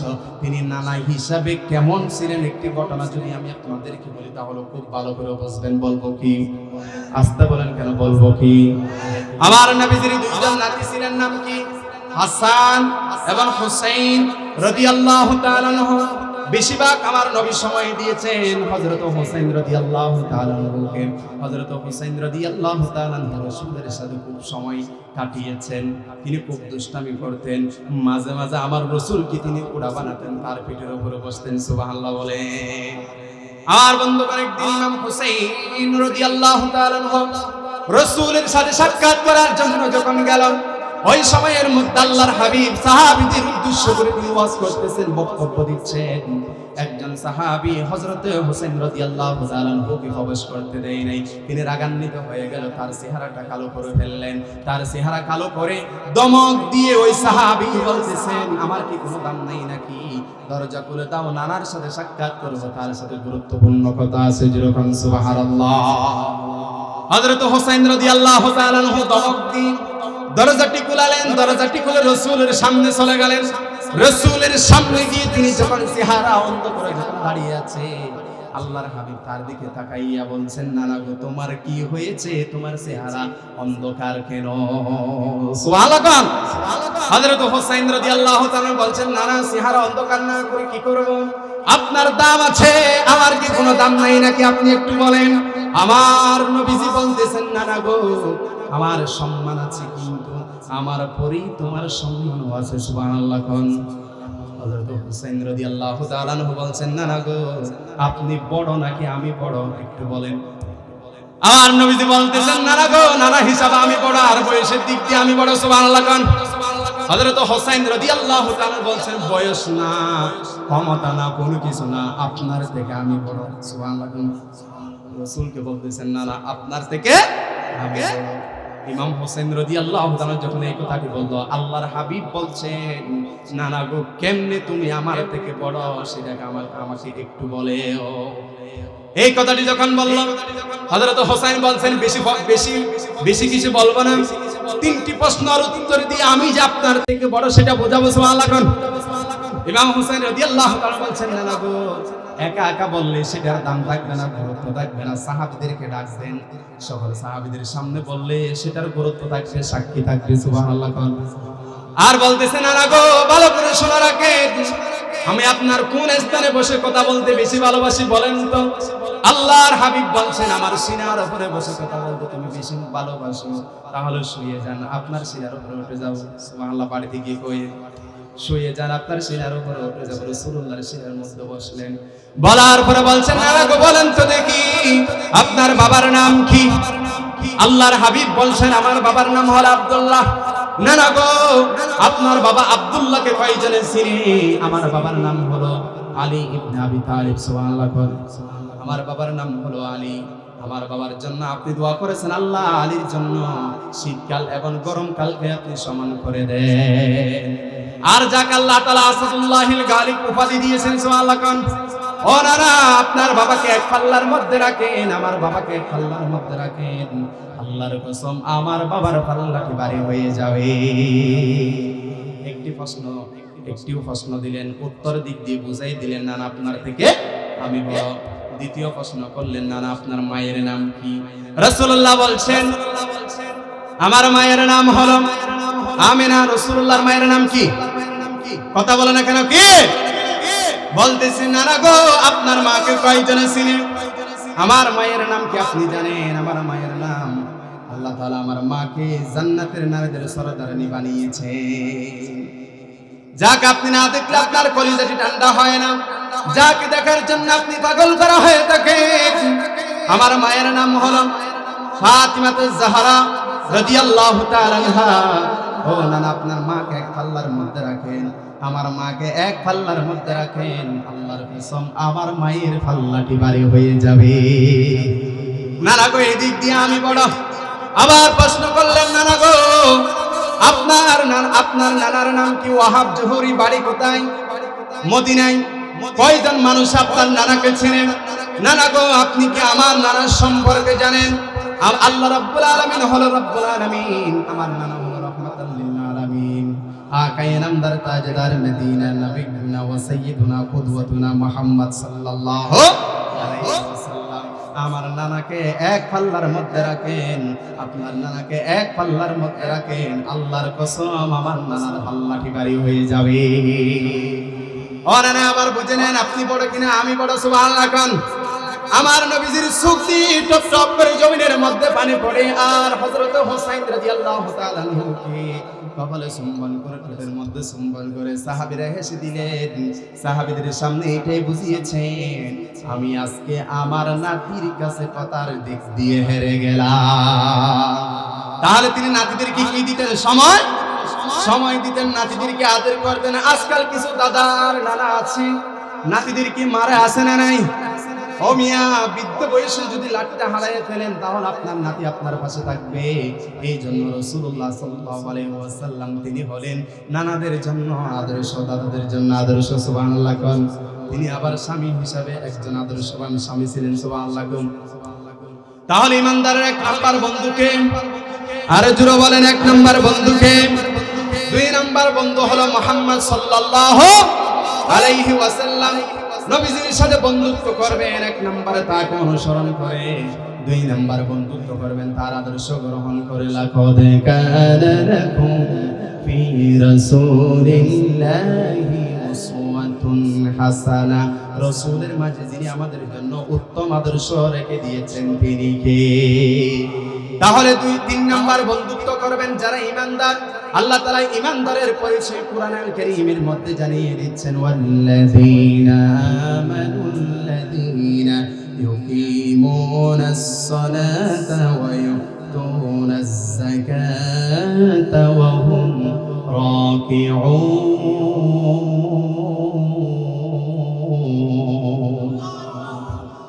আল্লাহ তাআলা বলছেন মুমিনদের এক নাম্বার বন্ধু হবে আল্লাহ, দুই নাম্বার বন্ধু হবে মুহাম্মদ সাল্লাল্লাহু আলাইহি ওয়াসাল্লাম, তিন নাম্বার বন্ধু হবে যারা ঈমানদার। ঈমানদারের সাথে বন্ধুত্ব করতে হবে, বেঈমানের সাথে বন্ধুত্ব করা যাবে না। কারণ বেঈমানরা সুযোগ পেলেই আমার দেশের মাটির দিকে চোখ তুলে তাকায়। ঠিক কিনা বলেন? এতদিন পর্যন্ত যাদেরকে আপনারা বন্ধু বানিয়েছেন, যাদেরকে বন্ধু বলে প্রতিবেশী দেশ বলে আপনারা স্বীকৃতি দিয়েছেন, আজকে তারাই তো আমার দেশের মাটির দিকে চোখ তুলে তাকাচ্ছে। সুতরাং কোন কাফেরদের সাথে বন্ধুত্ব করা যাবে? মুনাফিকের সাথে বন্ধুত্ব করা যাবে? বন্ধুত্ব করতে হবে, বন্ধুত্ব রাখতে হবে ঈমানদারের সাথে। ঈমানদারের কারা ইউকিমুনাস সালাতা ওয়া ইউতুনাজ যাকাতা ওয়া হুম রাকিউন। আল্লাহু আকবার। ঈমানদার হলো তারা যারা সালাত কায়েম করবে। কি করবে? সালাত কায়েম করবে। আমার দেশের কিছু ডিজিটাল মুসল্লি আছে, মসজিদের মধ্যে গিয়ে ইমাম সাহেবের ভুল ধরে মসজিদের মধ্যে গিয়ে মসজিদের মধ্যে ভালো আছে কিনা দেখে, কার সিজদা কেমন, কার রুকু কেমন, সেগুলো দেখতে যায়। এরকম মুসল্লি আছে না নাই? আসতে বলেন কেন আছে না নাই? আপনাদের এলাকায় নাই? আছে? ইমাম সাহেবের ভুল ধরে, ইমাম সাহেব পড়ে এসে ইমামতি করতেছে, আরে মিয়া তুমি না পড়ে ভুল ধরতেছো। এগুলো সব শয়তান। এগুলো কে? শয়তান। এই জন্য নামাজটা আদায় করবেন সুন্দর করেন, ভালোভাবে নামাজ আদায় করতে হবে, ইখলাসের সাথে নামাজ আদায় করতে হবে। যেমনি ভাবে রাসূলুল্লাহ নামাজ আদায় করার জন্য বলেছেন সেইভাবে নামাজ আদায় করতে হবে। নামাজটা এমন ভাবে আদায় করবে, নামাজের ভিতরে ধ্যান থাকতে হবে। আজকাল আমরা মসজিদের মধ্যে গেলে ধ্যান চলে যায়, বাহিরে আসে না নাই? মানুষের ধ্যান এমন চলে যায়, এক লোক তিনি মসজিদের মধ্যে নামাজ পড়তে গেলেন, প্রতিদিন তিনি রাস্তা দিয়ে এক লোক প্রতিদিন মসজিদে নামাজ পড়তে যেতেন, আর এক লোক মসজিদে যেতেন না। তিনি নামাজের সময় মসজিদের পাশে যে রাস্তা আছে ওই রাস্তা দিয়ে যেতেন। তিনি ইমাম সাহেব রুকুতে করার সময় কি বলে? সামি আল্লাহু লিমান হামিদা। ওই লোকের মাথা গরম হয়ে গেল যে আমার বন্ধু প্রতিদিন মসজিদে যায়, এই জন্য তার স্ত্রীর নাম হচ্ছে হামিদা, তার স্ত্রীর নাম ধরে আমার স্ত্রীর নাম ধরে না। আমিও যদি মসজিদে যাই হয়তোবা আমার স্ত্রীর নামও ইমাম সাহেব কি করতে পারে? কথা বই না কার ধরতে পারে। সে একদিন মসজিদে গেল। মসজিদে যাওয়ার পরে তিনি নামাজ আদায় করলেন। ইমাম সাহেব রুকু থেকে ওঠার সময় আবার বললেন সামিয়াল্লাহু লিমান হামিদা। তিনি আবার বললেন, তার মাথাটা গরম হয়ে গেল। আমি আজকে নামাজ পড়তে আসলাম, ইমাম সাহেব বারবার আমার বন্ধুর স্ত্রীর নাম নিচ্ছে, আমার স্ত্রীর নাম কেন নিচ্ছেন না? তিনি রাগান্বিত হয়ে ইমাম সাহেবকে বলছেন, হে ইমাম সাহেব, আমার বন্ধুর স্ত্রীর নাম ধরলেন, আমার নাম কেন ধরেন নাই? নাউজুবিল্লাহ না হবে আর একটু জোরে বলেন নাউজুবিল্লাহ। আসলে হামিদা এটা কি তার স্ত্রীর নাম? দেখি এটা আল্লাহর প্রশংসা। আসতে বলেন না কেন? কার প্রশংসা? তিনিও মসজিদে যান, তিনি তার স্ত্রীর নাম শোনার জন্য মসজিদে যায়। আমার দেশের কিছু নেতা আছে, মানুষ বলে যে সেই নেতা নামাজ পড়ে, এটা শোনার জন্য মসজিদে যায়, মসজিদের সভাপতি হওয়ার জন্য মসজিদে যায়। আল্লাহর কসম, এই নামাজির নামাজ আল্লাহর দরবারে কবুল হবে না। ঠিক কি না বলেন? ওই সমস্ত নামাজিকে আল্লাহ তাআলা নিয়ে যাবেন ওয়াইল নামক গর্তে। কোথায়?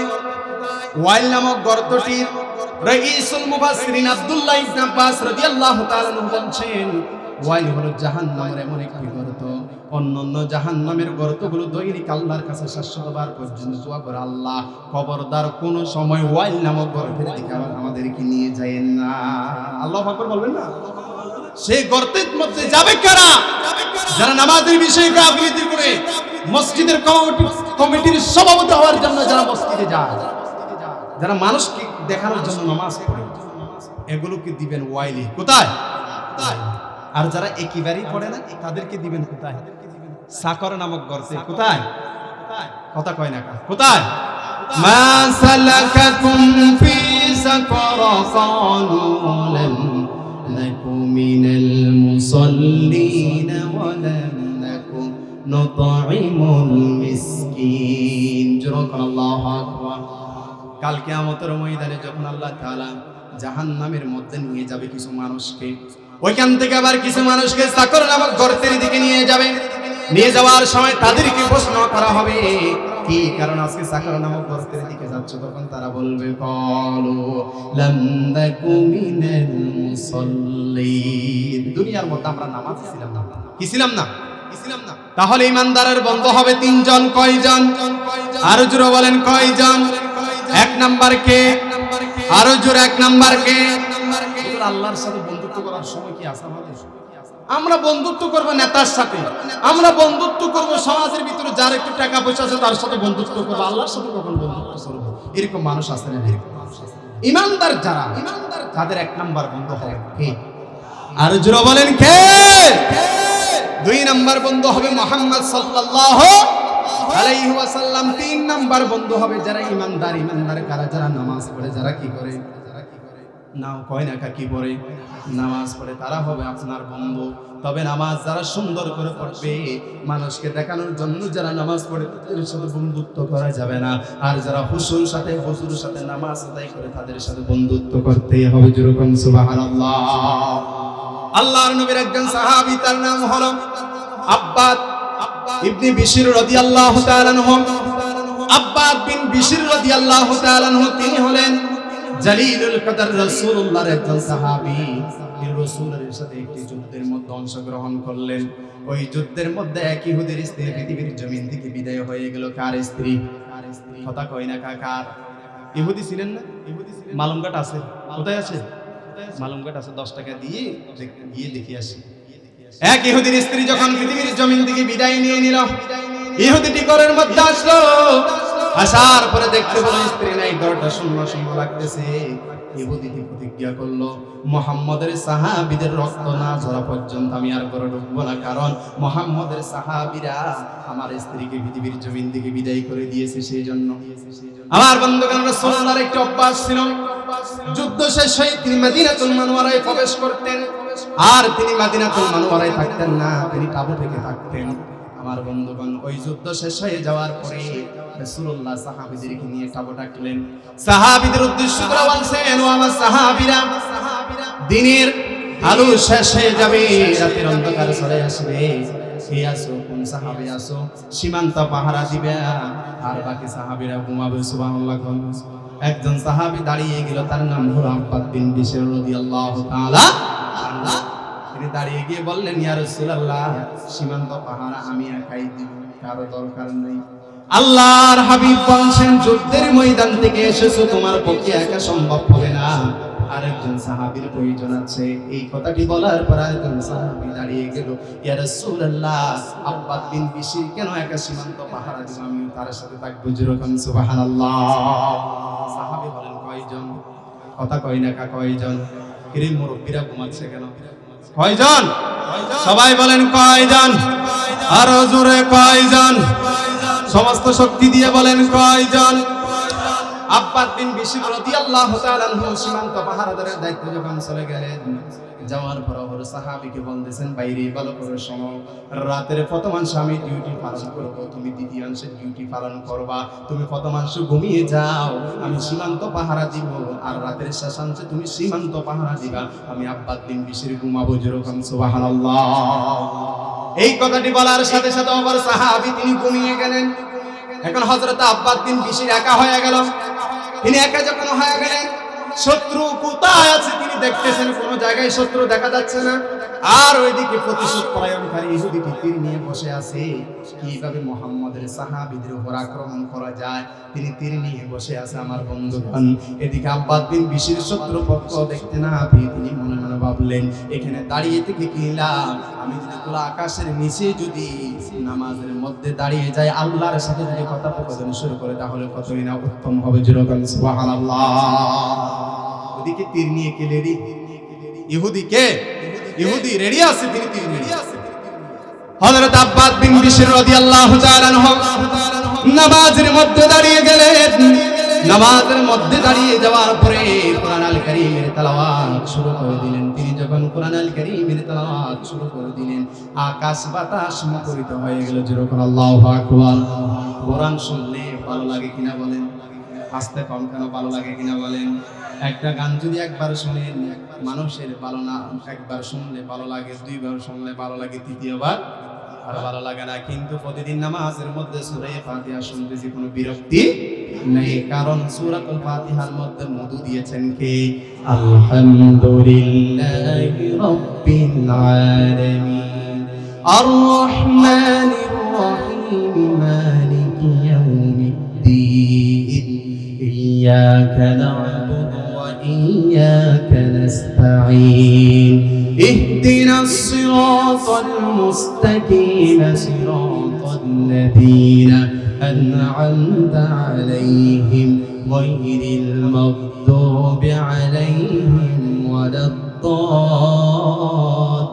الضالين آمين كن মজা লাগে কিনা? আস্তে কান করে মজা লাগে কিনা? আর রহমান আল্লামাল কোরআন মজা আছে না নাই? ওয়াশ-শামসি ওয়া দুহাহা ওয়াল কমারি ইযা তালাহা মজা আছে না নাই? কুল আউযু বিরাব্বিন নাস মালিকিন নাস ইলাহিন নাস মজা আছে না নাই? হযরত আব্বাদ বিন বিশর যখন কোরআন আল কারীম তেলাওয়াত করা শুরু করে দিলেন, তিনি এমন ভাবে তেলাওয়াত করলেন আকাশ বাতাস মুখরিত হয়ে গেল। যেরকম আল্লাহু আকবার। এই নামাজের মধ্যে দাঁড়িয়ে গেলেন, এদিকে আর ইহুদি তিনি চলে আসলো। তীর নিয়ে চলে আসার পরে তিনি বলতেছেন, সাহাবীরা নামাজের মধ্যে দাঁড়িয়ে আছে, এই সুযোগের মধ্যে তীর নিক্ষেপ করতে হবে। আমার বন্ধুগণ তীরটা বাহিরে করে নিক্ষেপ করলো, সাথে সাথে তীরটি হযরত আব্বাদ বিন বিশরের পিঠ দিয়ে ঢুকে বুক দিয়ে বাহির হয়ে গেল। হাদিসে এসেছে লাম ইয়াতাহাররাক ওয়া লাম ইয়াকতাইস সালাহ, সাহাবীটি নড়াচড়া করেন নাই, নামাজটাও ছেড়ে দেন না। আল্লাহু আকবার। আবার তীর নিক্ষেপ করলেন। ইহুদিটি মনে মনে ভাবলো, মনে হয় অন্ধকারের মধ্যে তীর নিক্ষেপ করেছি, তীরটি তার শরীরের সাথে মনে হয় লেগে নাই। তিনি আবার তীর নিক্ষেপ করলেন, ওই তীরটি তার পিঠ দিয়ে ঢুকে বুক দিয়ে বাহির হয়ে গেল। লাম ইয়াতাহাররাক ওয়া লাম ইয়াকতাইস সালাহ, একটু নড়াচড়া করেন নাই, তিনি নামাজটাও ছেড়ে দেন নাই। আল্লাহু আকবার। এরপর আবার তীর নিক্ষেপ করলেন, একটি নয়, দুইটি নয়, তিনটি তীর যখন তার পিঠ দিয়ে ঢুকে বুক দিয়ে বাহির হয়ে গেল। লাম ইয়াতাহাররাক ওয়া লাম ইয়াকতাইস সালাহ, নড়াচড়া করেন নাই, নামাজটাও ছেড়ে দেন নাই। তিনটা তীর ঢুকছে, নামাজ ছেড়ে দেয় নাই। আমরা এমন মুসল্লি হয়েছি, সামনে যদি একটু ভালো থাকে, এরপর একটু যদি কঙ্কর থাকে, বিষাক্ত একটা প্রাণী যদি সামনে দিয়ে যায়, নামাজ ছেড়ে দিয়ে পালিয়ে যাওয়া আছে না নাই? যদি ভূমিকম্প চলে মসজিদ থেকে বাইরে হইয়া দৌড়াইয়া পুরো আকাশের নিচে যাবে। ও মিয়া, ভূমিকম্পের কারণে মাটিগুলো দশ নেমে যায়, আসে না নাই? তুমি যে মসজিদ থেকে বাহির হয় মাটির দিকে দৌড়াইয়া গেলা, যে আল্লাহ মসজিদের মধ্যে তোমাকে নিরাপত্তা দিতে পারে সে আল্লাহ দুনিয়ার মধ্যে নিরাপত্তা দিতে পারবেন। আর যে আল্লাহ মসজিদে তোমাকে নিরাপত্তা দিবে না, তুমি সেখান থেকে পালিয়ে সেখানে যাও না কেন, সেখানে তোমার পাকড়াও করবে, ঠিক কিনা কোন? আমার বন্ধুগণ, আব্বাদ বিন বিশর তিনি যখন নামাজের মধ্যে দাঁড়িয়ে গেল, তিনটি তীর ঢুকে তার পিঠ দিয়ে ঢুকে মুখ দিয়ে বাইরে হয়ে গেল। লাম ইয়াদা হাররাত ওয়ালাম ইয়াকুতা বিসসালাহ। তিনি নামাজ ছেড়ে দেই নাই, তিনি তাড়াহুড়া করেন নাই, তিনি কোনো নড়াচড়া করেন নাই, সুন্দর করে নামাজটা শেষ করলেন। সাহাবীদের উদ্দেশ্যে ডাক দিয়া বললেন, ও আমার ভাইয়েরা, কে আছো? একটু জাগ্রত হয়ে যাও। আমার শরীরের মধ্যে তীর ঢুকেছে, আমার শরীরে আর কোনো রক্ত নাই, সমস্ত রক্তগুলো জমিনের মধ্যে পড়ে গিয়েছে। সাহাবীরা জাগ্রত হয়ে গেলেন। জাগ্রত হয়ে যাওয়ার পরে হযরত আব্বাদ বিন বিশর রাদিয়াল্লাহু তাআলা আনহুর অবস্থান থেকে তারা আশ্চর্য হয়ে গেল।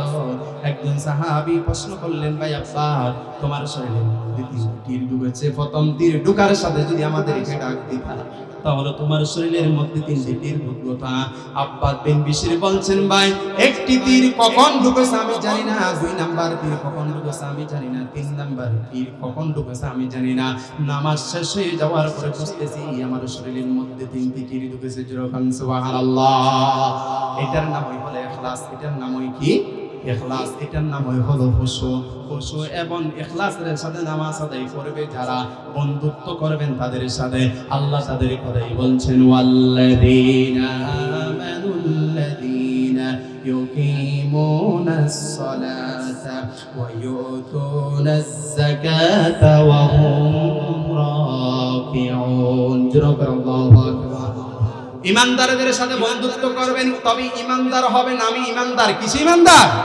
নামে ইমানদার। আমার দেশের মধ্যে নামে মানুষের কাজ আছে, তবে কাজ ইমানদার নয়। এই জন্য বন্ধুত্ব করবেন কাজে যারা ইমানদার তাদের সাথে, নামে ইমানদারের সাথে বন্ধুত্ব করার দরকার নাই। কারণ আমার দেশের মধ্যে নাম আছে, কাজের বেলা কোনো কিছুই নাই।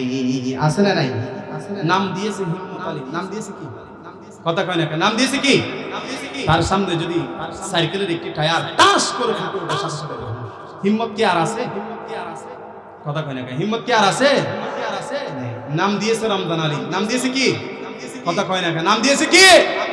রমজান আলী। রমজান মাস আসলে দোকানের মধ্যে বসে তাজা দিল কর তাজা, ইসমে জালাল গাদার কুল কি খাওয়া হালাল, এরকম বদমাশ আছে না? আসতে কোন কেন আছে না নাই? রমজান মাস আসলে নাম দিয়েছে রমজান আলী। রমজান মাস আসলে পর্দার ভিতরে ঢুকে খায়, আছে না নাই?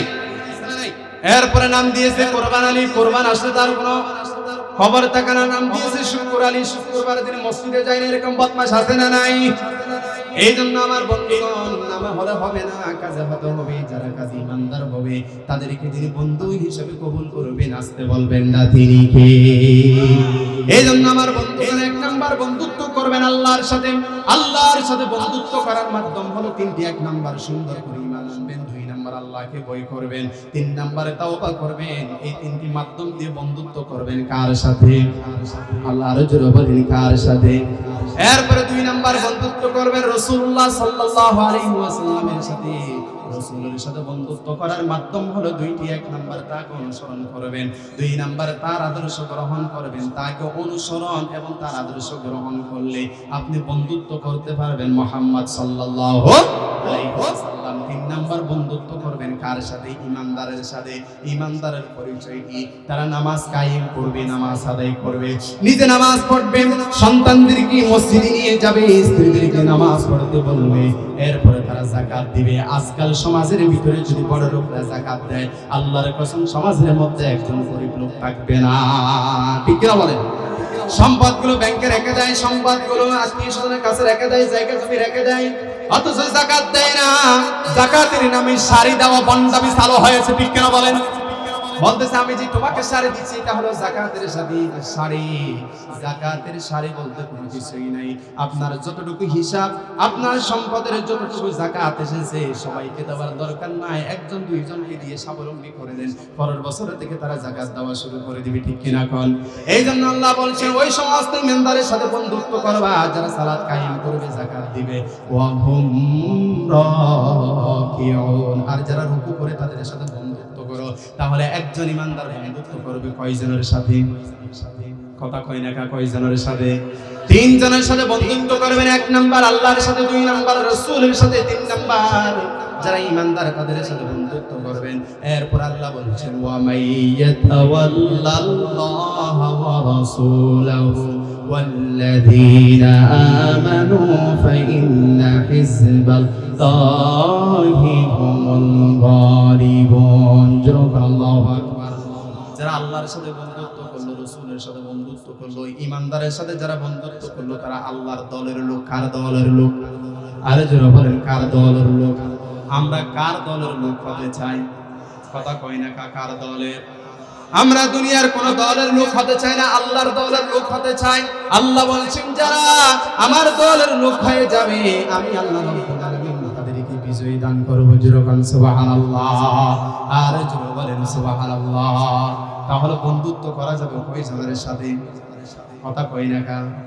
এক নাম্বার, আরো জোরে এক নাম্বার, দুই নাম্বার, আরো জোরে দুই নাম্বার, তিন নাম্বার কি?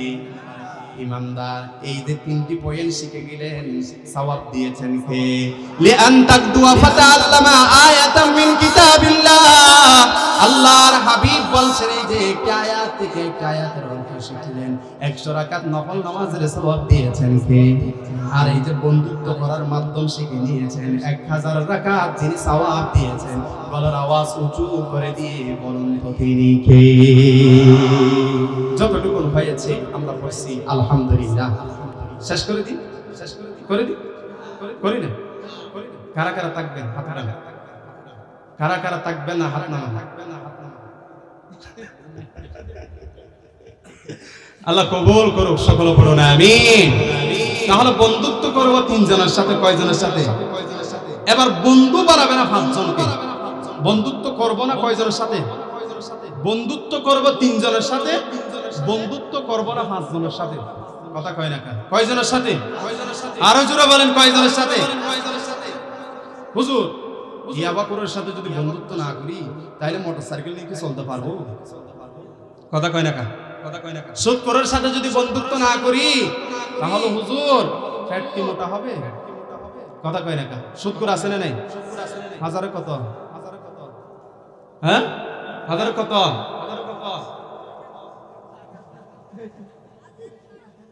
মানে এমন ভাবে বলতেছে জীবনের সুদের টাকা নেই, নেই এলাকায় সুদ নাই মনে হয়। আছে আছে আছে আছে। আল্লাহ সমাজটাকে সুন্দর করে দিক, সকল পড়ুন আমিন। তাহলে বন্ধুত্ব করা যাবে না 5 শ্রেণীর মানুষের সাথে। কয় শ্রেণীর মানুষের সাথে? এক নাম্বার যে মিথ্যা কথা বলে, মিথ্যাবাদী আছে না নাই? আরো জোরে বলেন মিথ্যাবাদী আছে না নাই? মিথ্যাবাদীর সাথে বন্ধুত্ব করবেন বিপদ ঘটবে। এই জন্য আল্লাহ বলছেন মিথ্যাবাদীর সাথে বন্ধুত্ব করো না, কারণ মিথ্যাবাদীর উপরে লানত আছে কার? সুম্মা নাবতাহিল ফানাজাআল্না লানাতুল্লাহি আলা কাযিবিন। মিথ্যাবাদীর উপর আল্লাহর লানত আছে, সুতরাং তার সাথে বন্ধুত্ব করা যাবে। এরপরে 2 নাম্বার হলো যারা পাপী, এক কথায় যারা সুদ খায় তারা কি? কথা কয় না, তারা কি? নাকি তারা আল্লাহর ওলি? সুদখোর কি আল্লাহর ওলি? কথা বলতেছেন না কেন?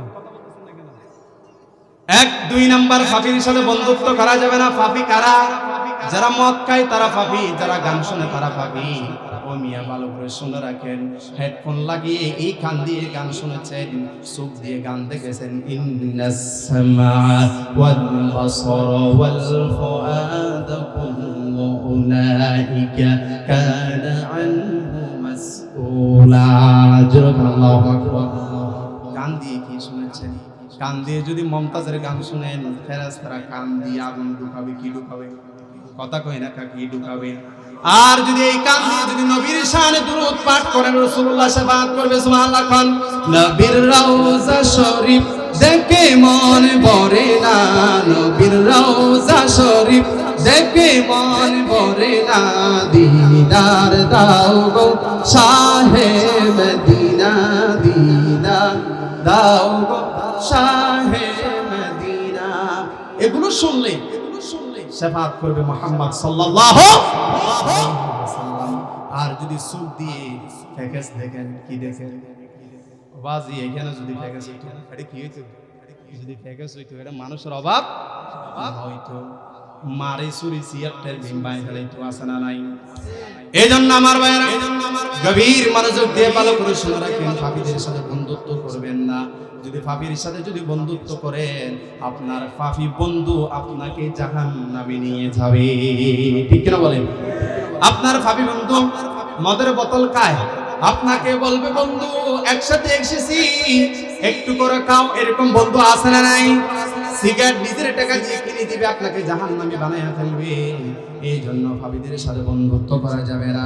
3 নাম্বার হলো যারা কৃপণ লোক আছে না নাই? কৃপণ লোকের সাথে যদি বন্ধুত্ব করেন বিপদের সময় কোনো কিছু পাবেন না। আমার দেশের মধ্যে এমন কিছু মানুষ আছে যাদের হাত দিয়ে পানি পর্যন্ত যায় না, আছে না নাই? অথচ আল্লাহ বলছেন লা তাজআল ইয়াদাকা মাগলুলাতান ইলা উনকিকা ওয়া লা তাবসুতহা কুল্লাল বাস ফাতাকউদা মালুমান মাহসুরা। আল্লাহু আকবার। আল্লাহ বলছেন কৃপণতা করো না, আবার বেশি খরচ করো না। সমাজের মধ্যে কিছু মানুষ বাহাদুরি দেখাইতে গিয়ে জমি বিক্রি করে চলে আসতে নাই, পরিশেষে ধ্বংস। এই জন্য যারা কৃপণতা করে তাদের সাথে বন্ধুত্ব করবেন না, যারা কৃপণ করে না তাদের সাথে বন্ধুত্ব করেন, যারা কৃপণতা করে তাদের সাথে বন্ধুত্ব করা যাবে না। 4 নাম্বার হলো যারা বোকা, অর্থাৎ যারা নিজে ডরায়। বোকা মানুষ আছে না নাই? কাপুরুষ কে? 2 বন্ধু একসাথে যাচ্ছে, হঠাৎ করে হামলা শুরু হয়ে গেল। কাপুরুষ বন্ধুটি কাঁপতে কাঁপতে মরে যাবে, ঠিক কিনা বলে? কাঁপতে কাঁপতে বেহুশ হয়ে যাবে, বুকাটি পড়ে যাবে। এই জন্য শক্তিশালী একজন বন্ধু গ্রহণ করেন, যে বন্ধু ভূমিকা পালন করবে হযরত উমরের মতো, ঠিক কিনা বলো মুসলমান? এই জন্য বুকার সাথে বন্ধুত্ব করা যাবে না, কাপুরুষের সাথে বন্ধুত্ব করা যাবে না। কারণ এখানে হাতি আসে কিনা বলে? হাতি আইয়ে না, আইয়ে না বাজি মো আইয়ে না নাকামা তোর আইয়ে না। হাতি যখন চলে আসবে, হাতি আসে নাই, ওই যে গাছগুলো একটু নড়া দিয়ে উঠলো, বসে এই যে হাতি আসলো, সাথে সাথে কাপুরুষ বন্ধুটি কি বেহুশ, আছে না? কিছু মানুষ আছে কাজের থেকে গামায় বেশি, ঠিক নেই? কাজের থেকে গামায় বেশি। মাটি কাটার জন্য কোদাল নিয়ে কোপ দিল 2টি, গামাইলো মনে হচ্ছে সে সারাদিন মাটি কাটছে, আছে না নাই? কাজের থেকে গামাই বেশি, এরকম বন্ধুর সাথে বন্ধুত্ব করা যাবে না। 5 নাম্বার যারা আত্মীয়তার সম্পর্ক ছিন্ন করে, এরকম মানুষের সাথে বন্ধুত্ব করবেন না। কারণ যার ভিতরে আত্মীয়তার সম্পর্ক ছিন্ন করার মানসিকতা আছে, সে মুহূর্তের ভিতরে বন্ধুত্বের সম্পর্ক নষ্ট করবে, ঠিক কিনা বলেন? স্বার্থের জন্য বন্ধুত্ব শেষ হয়ে যাবে, ক্ষমতার জন্য বন্ধুত্ব শেষ হয়ে যাবে, টাকার জন্য বন্ধুত্ব শেষ হয়ে যাবে। আর যুবকরা কইবনি, যুবকদের জন্য বলবো নি, এই যে কলেজের সামনে গিয়ে এতিমের মতো দাঁড়াইয়ে থাকো, এইভাবে মনে হয় যে তার কিছু নেই। এতিমের মতো কলেজের সামনে দাঁড়িয়ে থাকে যে আল্লাহ একটা কপালে জড়াইয়া দাও। এতিমের মতো কলেজের সামনে যারা দাঁড়িয়ে থাকো, তোমাদের কপালে যে কি শনি আছে এটা আল্লাহই ভালো জানে, ঠিক কিনা কর? এতিমের মতো কলেজের সামনে দাঁড়িয়ে না আছে কে? ক্যারিয়ার নিয়ে চিন্তা করুন, ক্যারিয়ার শক্ত করুন, চাকরি করুন, ভালো করে পড়ালেখা করুন। মেয়ে না, মেয়ের মা বাপ পর্যন্ত পিছনে করুন। যাই হোক, আল্লাহ কবুল করুক, আমিন বল। তাহলে যারা আত্মীয়তার সম্পর্ক ছিন্ন করে তাদের সাথে কি করা যাবে না? সেই স্ত্রী হোক, সেই যে হোক, সে আপনার একদম কাছের লোক হোক, তার সাথে বন্ধুত্ব করবেন না। কারণ সে স্বার্থের জন্য মুহূর্তের ভিতরে চোখটা উল্টাই ফেলতে পারে। আস্তে কোন কেন? এটা বুঝতেছে আওয়ামী লীগ সরকারের যারা লোক ছিল তারা বুঝতেছে, বিশেষ করে যারা ছাত্রলীগের নেতা ছিল তারা বুঝতেছে, বাইরে একটা পদের জন্য, একটা চাকরির জন্য এমন ভাবে বন্ধুত্ব করলা তুমি আমার সাথে। আজকে যখন আমার নেত্রী পালিয়ে গেল, তোমার বন্ধুত্ব জানালা দিয়ে পালিয়ে গিয়েছে। আহা, এই সমস্ত মানুষের সাথে বন্ধুত্ব করবেন না। তাহলে বন্ধুত্ব করবেন 3 জনের সাথে। কয়জনের সাথে? 1 নাম্বার আল্লাহ, 2 নাম্বার রাসূল, 3 নাম্বার আর বন্ধুত্ব করবেন না পাঁচ জনের সাথে। এক নাম্বার মিথ্যাবাদী। এক নাম্বার কি? সবাই বলেন এক নাম্বার কি? মিথ্যাবাদী। দুই নাম্বার পাপী। দুই নাম্বার কি? পাপী। তিন নাম্বার কৃপণ। চার নাম্বার বোকা। পাঁচ নাম্বার যারা আত্মীয়তার সম্পর্ক ছিন্ন করে। এই পাঁচ শ্রেণী মানুষের সাথে বন্ধুত্ব করা যাবে? আসতে বলেন কেন যাবে? যতটুকু হয়েছে আমরা পড়ছি আলহামদুলিল্লাহ।